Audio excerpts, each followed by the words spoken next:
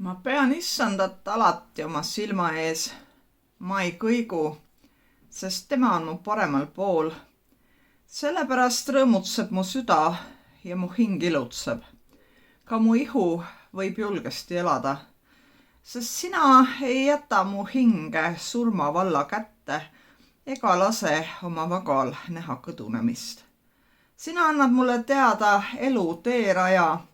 Rõõmu on rohkesti su palge ees, meeldivaid asju on su paremas käes alatiseks.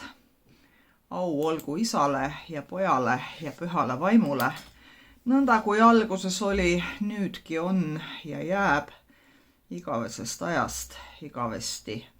Aamen. Head sõbrad,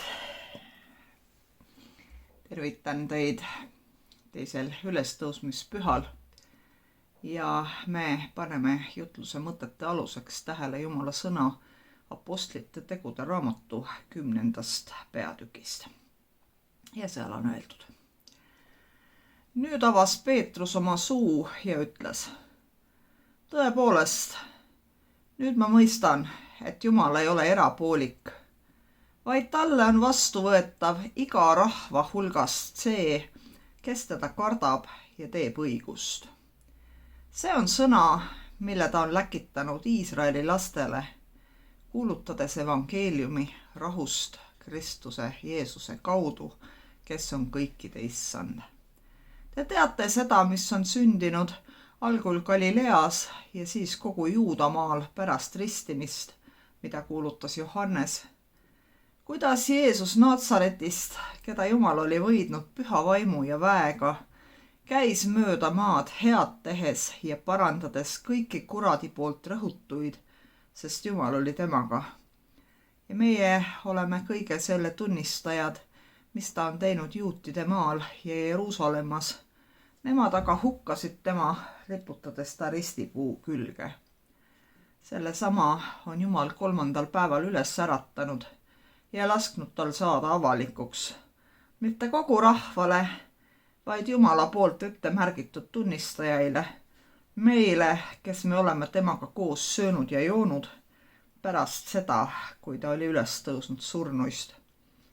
Ja tema on käskinud meid rahvale kuulutada ja tunnistada, et tema on Jumala poolt määratud elavate ja surnute kohtumõistja. Temast tunnistavad kõik prohvetid, et igaüks, kes temasse usub, saab temal nime läbi pattude andeks andmise. Aamen. Armsad sõbrad, tänane kirjakoht on otse kui lühikokkuvõte Jeesuse elu viimastest ja kõige, võib öelda, silmapaistvamatest sündmustest. On ju ühe mõnevõrra vaieldava päritoluga lapsukese sünd. Ikkagi midagi niisugust, mida aeg-ajalt ette tuleb. See täidab mõneks ajaks kõigi kuulujutu levitajate suud ja silmad ja siis see unustatakse. Aga palju suuremat tähelepanu äratab juba see, mida see lapsuke hiljem täis mehejõus mehena oma eluga on peale hakanud. Ei olnud tol ajal need asjad selles mõttes teisiti midagi, et ikka oli kombeks oma laste saavutuste üle kas siis küla peal uhkust tundmas käia või vastupidi neid otse kui maha vaikida ja häbeneda. Ja küllap räägiti Jeesuse suurtest tegudest õige palju. Veel enam oli temast põhjust rääkida siis, kui leidis aset kinnivõtmine, surmamõistmine, hukkamine ja pärast seda muidugi midagi ennekuulmatut ja enneolematut, surnuist üles tõusmine. Seesama sündmus mida me eilse ja tänase päeva jooksul mälestame ja tähistame. Seesama sündmus, mis on meie usu aluseks ja vankumatuks kinnituseks igavese elu lootusele. Seesama sündmus, mis tollel ajal nii palju kõneainet tekitas ja mis, kui see juhtuks tänasel päeval, oleks massimeedias uudis number 1 üle kogu maailma. Meie oleme kõige selle tunnistajad, mis ta on teinud, ütleb Peetrus. Tõepoolest, tema ja ta lähemad kaaslased võisid seda määratlust enda kohta tarvitada. Nemad olid liikunud tõepoolest ringi koos Jeesusega. Nemad võisid peesitada selles aupaistes, tunda ennast otse kui äravalitutena ja eks nad äravalitud ju olidki. Jeesus valis oma lähemad järgijad suure hulga inimeste hulgast välja. Ja kui inimesed ka ei suutnud mõista, mida erilist võis olla tavalises kaluris või tollel ajal põlatud elukutse esindajas maksukogujas, siis Jeesus ise teadis, miks ta valis just need inimesed ja mis ülesande ta tahtis neile jätta pärast oma taevasse minemist.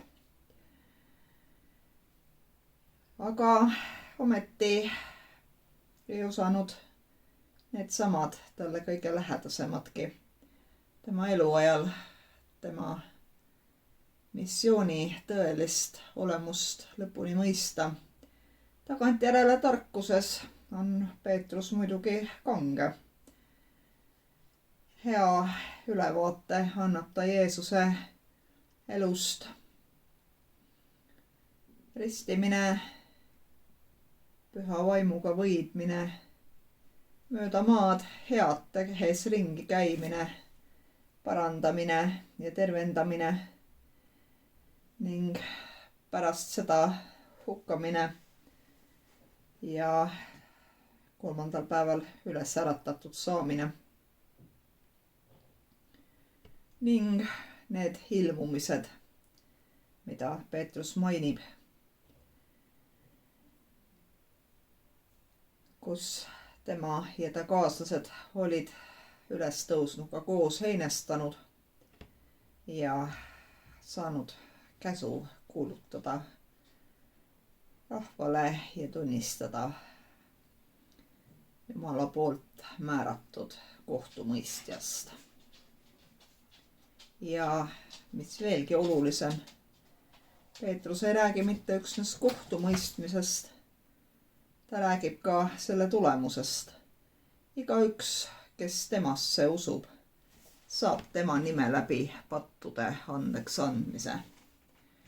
See, head sõbrad, on vahest üks kõige olulisem osa tänasest kirjakohast. Viimane lause, mis võtab kokku kõik eelneva, mis rõhutab meile, et meil kõigil on lootus. Meil kõigil on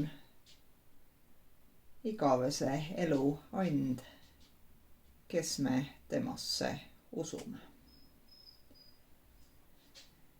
Muidugi võiks arvata, et tänapäeval on see uskumine lihtsam. Kõik on ju piiblis kirja pandud. Me saame seda lugeda ja uuesti üle lugeda. Me saame kogu aeg olla kindel, et me teame, mis toimus, millises järjekorras, milliste tulemustega. Me otse kui loeksime kohtutoimikut pärast seda, kui otsus on langetatud, võib-olla kõrgemas kohtuastmes kinnitatud, kui kõik on lõplik, kui kõik on juba toimunud. See võiks ju anda küll meie usule kindlustunnet juurde. See võiks olla otse kui garantii. Me teame, et Jeesus oli Jumala poeg, et ta oli ise Jumal, et ta sündis, elas, hukati ja tõusis surnust üles ning läks taevasse. Lihtne nagu Napoleoni elulugu.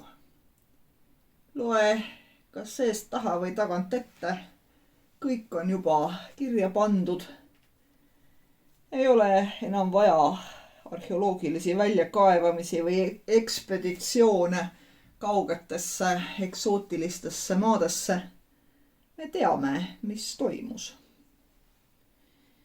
Ja oi, kuidas tänapäeva inimesele meeldib uskuda ja usaldada ainult seda, mida ta teab. Nõuda tõestusi ja fakte isegi niisuguste asjade kohta, mis tunduvad olemuslikult tõestamatud, faktidega esile toomatud.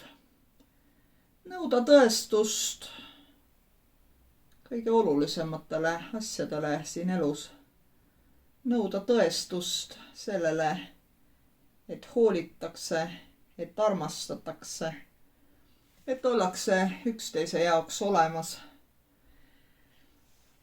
Me kipume oma igapäevaeluski koostama toimikuid. Küll mitte paberil, nii nagu kohtud seda teevad. Võib-olla ka mitte arvutifailina, vaid oma enese peas, lugedes kokku teeneid, mida meie oleme osutanud teistele ja omakorda neid, mida need teised on meile vastu osutanud. Et iseendale tõestada, see inimene on meie sõber, too ei ole seda mitte. Me loeme kokku kõik head teod, mida me päeva jooksul oleme teinud ja võrdleme neid naabri loeteluga, mida me ju nii väga hästi teame temast endast isegi paremini. Et iseendale kinnitada ja tõestada, et me oleme temast paremad inimesed. Me tahame kõige jaoks fakte, statistikat. Me tahame kindlalt teada, kes astus esimese sammu või kes ütles esimese sõna. Me tahame, et meile näidataks 100%, veel parem kui 110% garantiisid, enne kui me võtame rohtu või laseme vaktsineerida. Me tahame, et me saaksime otsekui teha teadlikke valikuid.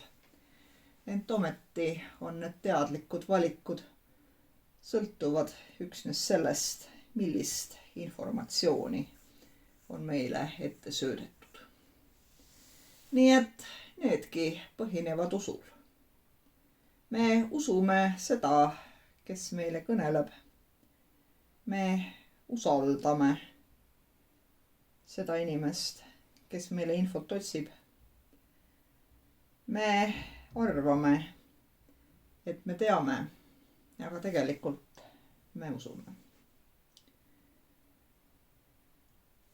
Ja just need inimesed, kelleks me oleme muutunud, kes tahavad faktide otsa järjest nüansirikkamat statistikat. Just need inimesed tahavad ka pühakirjast enamat. Tahavad suuremat kinnitust. Tahavad, et Jumal neile oma olemasolu tõestaks. Tahavad, et ta näitaks kätte mingi vaieldamatu ja käega katsutava teoga, mis sünnib meie eneste silme ees. et ta tõesti on olemas ja et ta tõesti on kõikvõimas. Ei piisa sellest, mida on kirjutanud prohvetid. Ei piisa sellest, mille tunnistajaks olid apostlid. Ei piisa sellest, et see on kirja pandud ja meile kõigile igal ajal kättesaadav. Me tahame veel suuremat tõestust. Küllap tahaksime me DNA analüüsi ja vähemalt Jeesuse sünnitunnistust näha. Ja oleks ka lahanguraport sinna juurde. Võib-olla me siis usuksime. Vähemalt seda, et ta sündis ja vähemalt seda, et ta hukati. Aga kuidas küll tõestada seda, et ta oli Jumal? Kuidas küll tõestada tema ülestõusmist? Pealtnägijad on ju kõik siit maailmast juba lahkunud. Ja nõnda võivad kõik prohvetid meile tunnistada mida iganes. Võivad kõik jüngrid kirjutada ükskõik kui palju kirju kahtlevatele kogudustele. Ent ikkagi taandub kõik usule. Kas me usume Jeesusesse, Kristusesse, Jumala ainusündinud pojasse, meie issandasse või me ei usu? Ja kui me usume, siis kas me usume südame või mõistusega? Ja kas need üldse kuidagi peaksid teineteist välistama?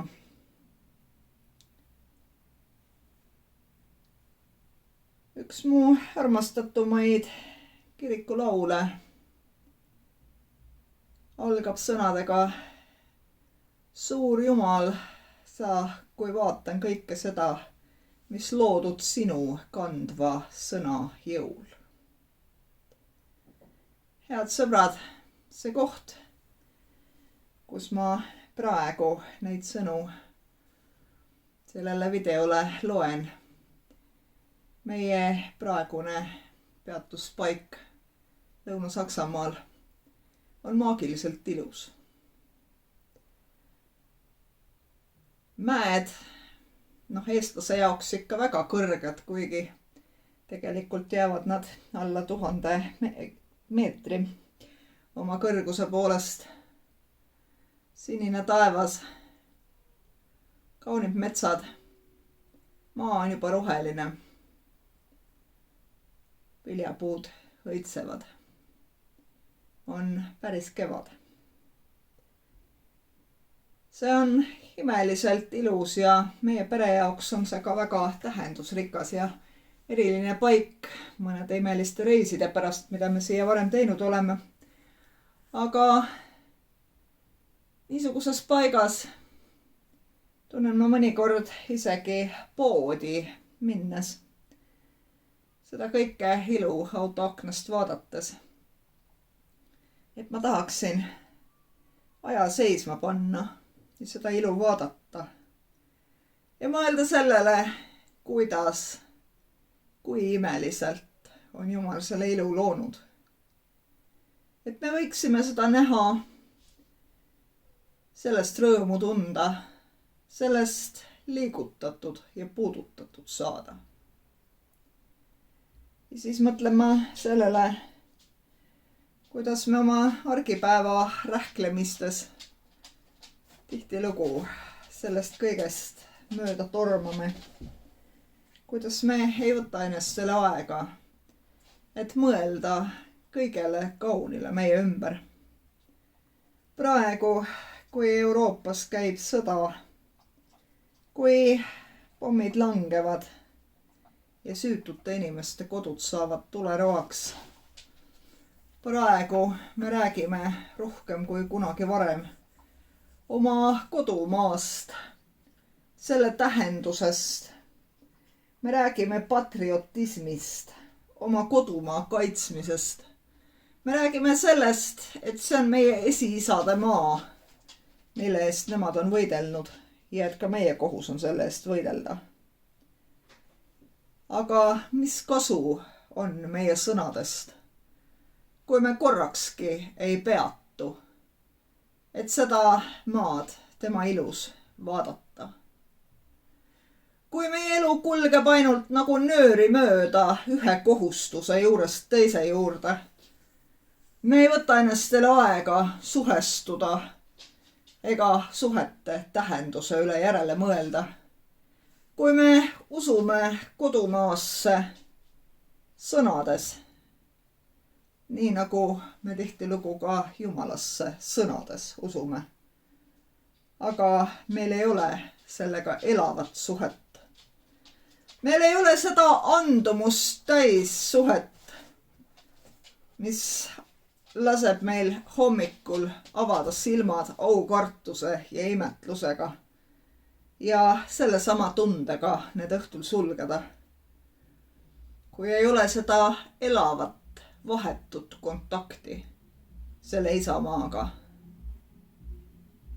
siis mis see on, mida me armastame ja mille eest me tahame võidelda?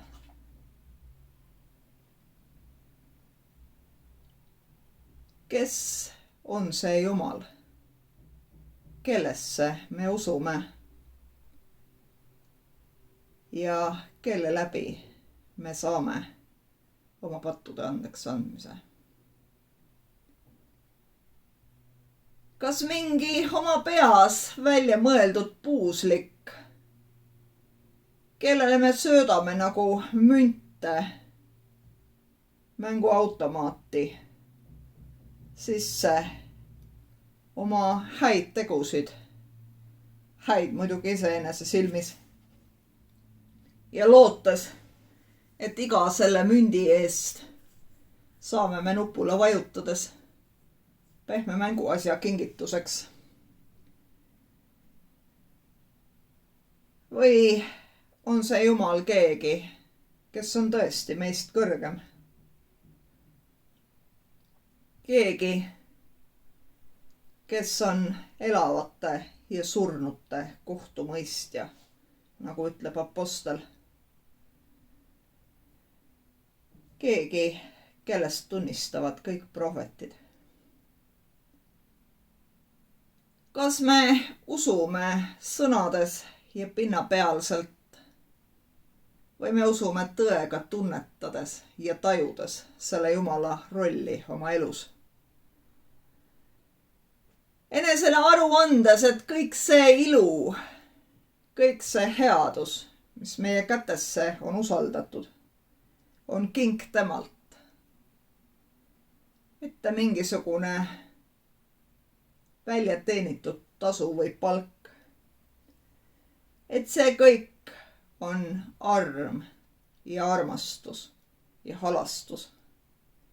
Et seegi on arm, et meie kodud ei põle veel sõjatules, et meie inimestel on veel aega palveks ja meeleparanduseks. Kas me vaatame tänasel teisel ülestõusmispühal enesesse ja avastame eneses uuesti tõelise elava usu? Mu sõbrad, ma tahan loota ja paluda, et see oleks nii. Et me tõepoolest võtame vähemalt sellel ühel päeval enesele aega mõelda, kellesse ja millesse me usume. Ja et on ainult üks, kes saab anda meile pattude andeks andmise, igavese elu ja rahu. Aamen. Ja me palvetame. Vägev Jumal, me täname sind ülestõusmise ime eest. Me täname sind selle ilmutuse eest, mis meile on antud pühas piibliraamatus.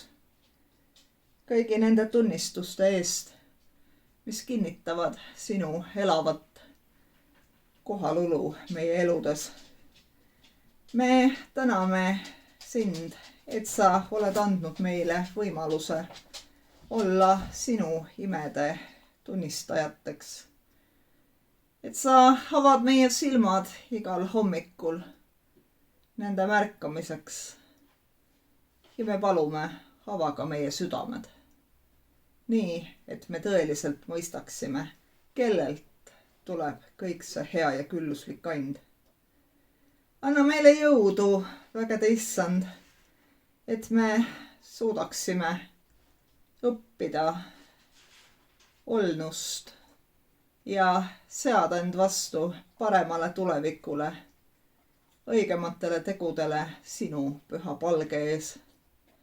Et me mitte ei otsiks iseenestes kinnitust sellele, et me oleme meelt parandanud, vaid usaldaksime selle otsuse sinu hoolde. Annaksime end üleni sinu armuliku kohtuvalla alla ja ootaksime sinu kinnitust sellele, et sina oled meid oma rahva hulka vastu võtnud.